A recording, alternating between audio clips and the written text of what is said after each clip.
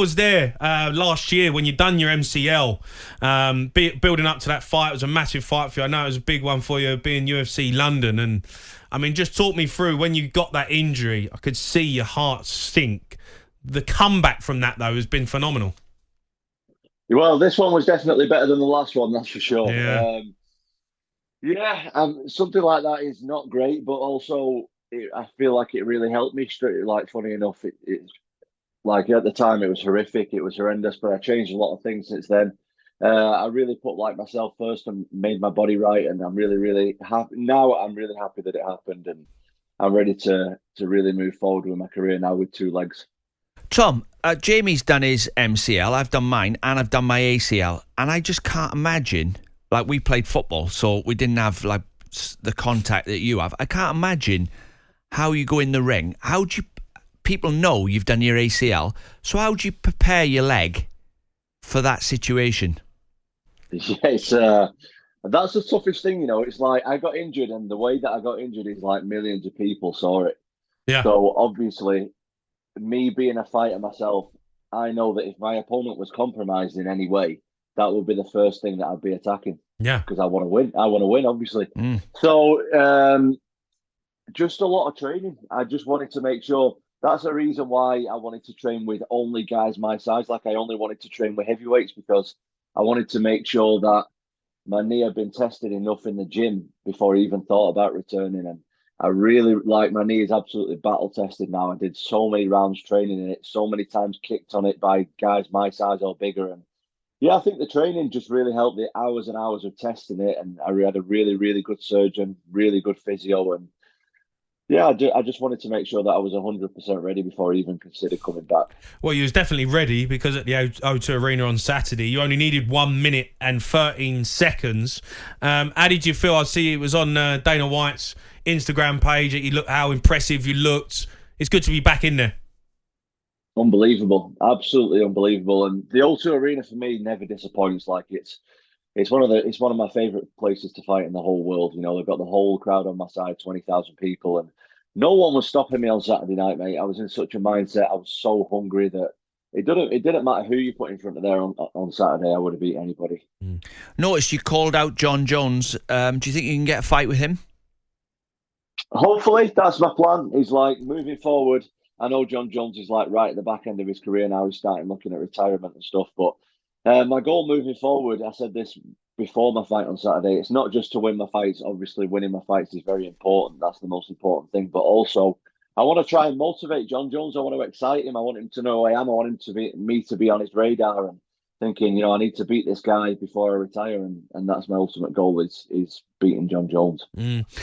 Tom, look, we've seen a bit of a mix recently with heavyweight champion Tyson Fury. He's fighting Francis Ngannou. What did you make of it all? And would you get the boxing gloves on?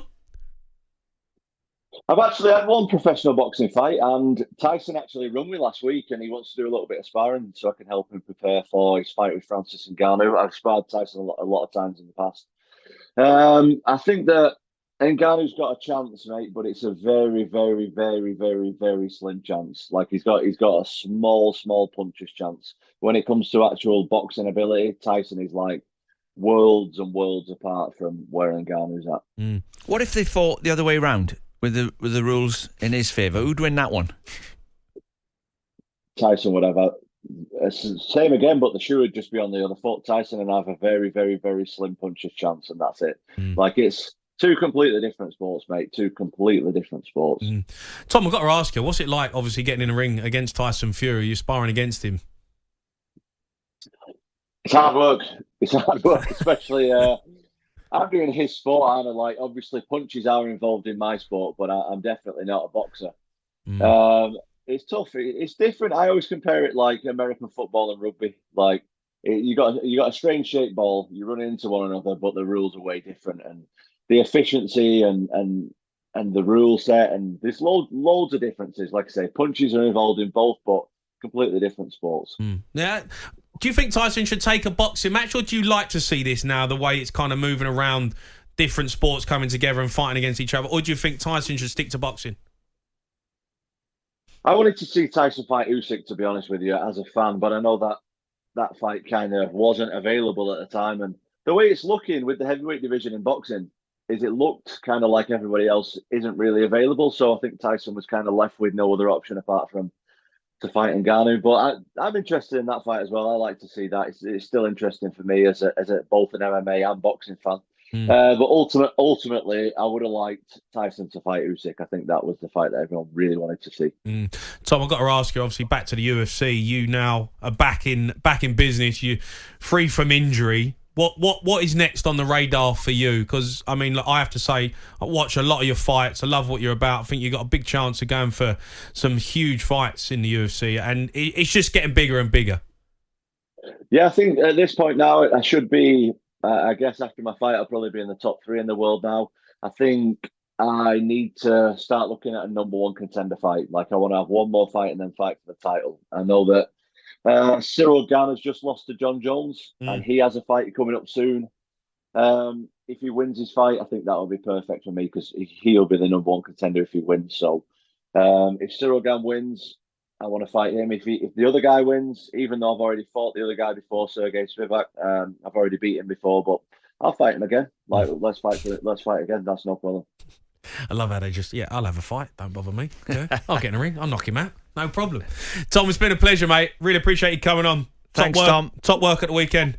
talkSPORT Breakfast, waking you up Monday to Friday morning from 6 a.m.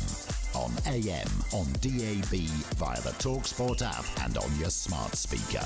talkSPORT.